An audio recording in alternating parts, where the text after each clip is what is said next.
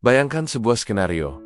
Anda baru saja menerima promosi jabatan yang Anda impikan. Atasan Anda memuji kinerja Anda, rekan-rekan Anda memberikan selamat. Secara objektif, ini adalah puncak pencapaian. Namun, di tengah semua validasi eksternal itu, sebuah suara dingin berbisik di dalam kepala Anda.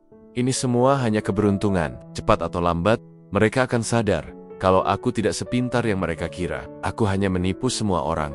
Alih-alih merasakan kebanggaan, Anda justru diliputi oleh rasa panik dan ketakutan akan terbongkar. Jika Anda mengenali bisikan suara ini, Anda tidak sendirian. Anda mungkin sedang berhadapan dengan salah satu paradoks psikologis paling umum di kalangan orang-orang berprestasi. Fenomena ini memiliki nama, sindrom penipu atau imposter syndrome. Ini adalah kondisi internal di mana Anda, terlepas dari semua bukti kesuksesan dan kompetensi yang ada, secara persisten merasa bahwa Anda adalah seorang penipu dan tidak pantas mendapatkan pencapaian Anda.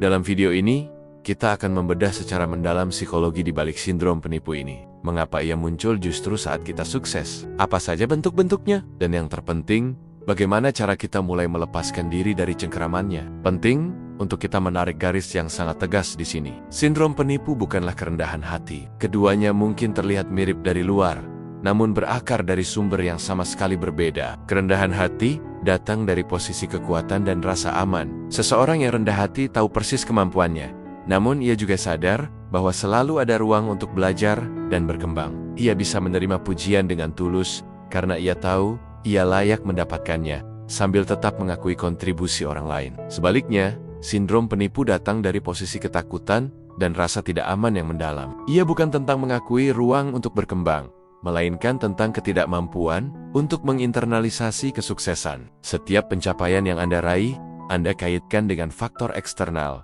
Aku berhasil karena aku beruntung. Aku dibantu banyak orang, tugasnya memang sedang mudah saja. Namun, setiap kegagalan, sekecil apapun itu, Anda langsung kaitkan dengan faktor internal. Ini bukti bahwa aku memang tidak mampu, ini karena kebodohanku. Ini adalah sebuah pola pikir yang terdistorsi, di mana Anda secara sistematis menolak bukti kompetensi Anda sendiri, dan hanya fokus pada bukti yang mendukung keyakinan bahwa Anda adalah seorang penipu. Sindrom penipu bisa bermanifestasi dalam berbagai cara. Psikolog Dr. Valerie Young mengidentifikasi 5 tipe utama. Coba perhatikan, apakah salah satu dari wajah ini terasa familiar bagi Anda? Tipe pertama, si perfeksionis. Bagi si perfeksionis, kesuksesan dinilai 100% atau tidak sama sekali. Jika mereka berhasil menyelesaikan 99 dari 100 tugas dengan sempurna, mereka tidak akan fokus pada 99 keberhasilan itu.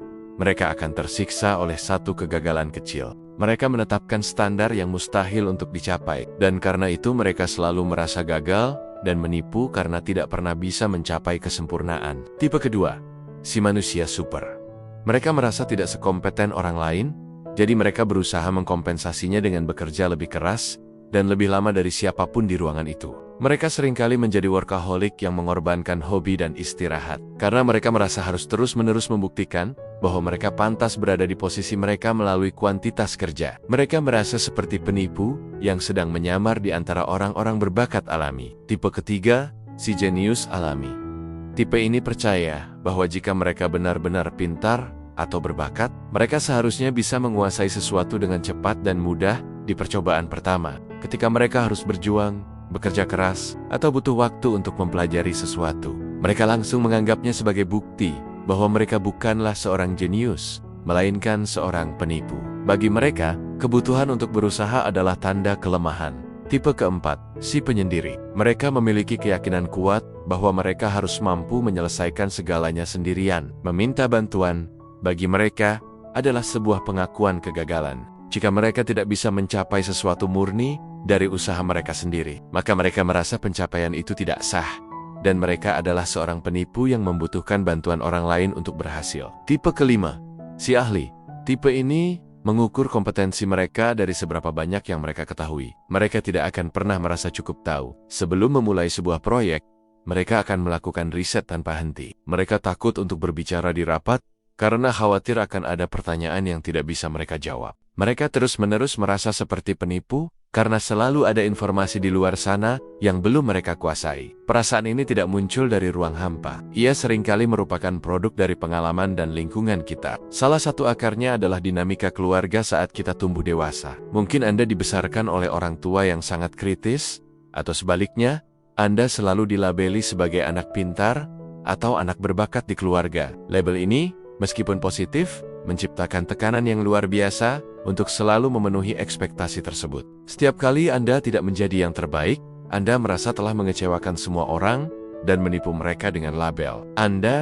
Akar lainnya bisa jadi karena menjadi orang baru atau minoritas dalam sebuah lingkungan. Mungkin Anda adalah orang pertama di keluarga yang berkuliah, atau seorang perempuan di industri yang didominasi laki-laki. Berada di lingkungan baru, di mana Anda merasa sedikit berbeda, dapat memicu perasaan aku tidak seharusnya ada di sini, dan ketakutan bahwa Anda akan ketahuan. Terakhir, kondisi ini sangat erat kaitannya dengan kecemasan dan perfeksionisme yang telah kita bahas di video-video sebelumnya.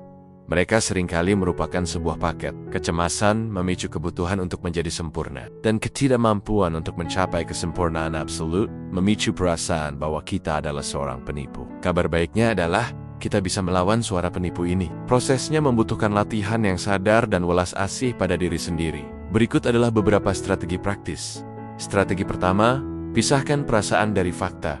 Ini adalah langkah kognitif yang sangat kuat. Saat suara itu muncul, akui perasaannya. Oke, aku merasa seperti seorang penipu saat ini. Lalu, secara terpisah, tuliskan faktanya di atas kertas. Faktanya adalah, aku menyelesaikan presentasi itu tepat waktu. Faktanya adalah, atasan memberikan ulasan positif. Faktanya adalah, aku mendapatkan proyek ini melalui serangkaian tes. Dengan melihat fakta secara objektif, Anda menciptakan jarak dari perasaan subjektif yang seringkali tidak rasional. Strategi kedua, akui dan bagikan pengalaman Anda. Sindrom penipu tumbuh subur dalam kesunyian dan isolasi. Ia membuat Anda berpikir bahwa hanya Anda satu-satunya yang merasakan ini. Salah satu penawar paling ampuh adalah dengan membagikannya. Bicaralah pada teman yang Anda percaya, seorang mentor, atau bahkan seorang terapis. Saat Anda mendengar mereka berkata, "Aku juga sering merasa seperti itu," rasa malu dan isolasi itu akan mulai berkurang drastis. Strategi ketiga, lacak dan rayakan keberhasilan Anda. Penderita sindrom ini sangat ahli dalam mengabaikan pencapaian. Lawan itu secara aktif. Buatlah sebuah jurnal keberhasilan atau folder di swirl Anda untuk menyimpan setiap pujian, ulasan positif, atau catatan tentang proyek yang berhasil Anda selesaikan. Saat Anda merasa seperti penipu, buka dan baca kembali jurnal itu. Ini adalah proses melatih ulang otak Anda untuk mengakui dan menginternalisasi bukti kompetensi Anda. Strategi keempat, latih welas asih pada diri sendiri. Berhentilah berbicara pada diri sendiri dengan cara yang tidak akan pernah Anda gunakan pada seorang teman. Saat seorang teman berhasil, Anda akan berkata, "Selamat, kamu hebat dan pantas mendapatkannya." Latih diri Anda untuk mengatakan hal yang sama pada diri sendiri. Alih-alih ini hanya keberuntungan. Pada akhirnya, penting untuk membingkai ulang makna dari sindrom penipu itu sendiri. Merasakan ini seringkali bukanlah pertanda bahwa Anda lemah atau tidak mampu. Justru sebaliknya, perasaan ini seringkali muncul pada orang-orang yang berani melangkah keluar dari zona nyaman mereka, yang terus belajar, dan yang mendorong diri mereka ke level selanjutnya. Perasaan menipu itu adalah sinyal bahwa Anda sedang berada di medan pertumbuhan.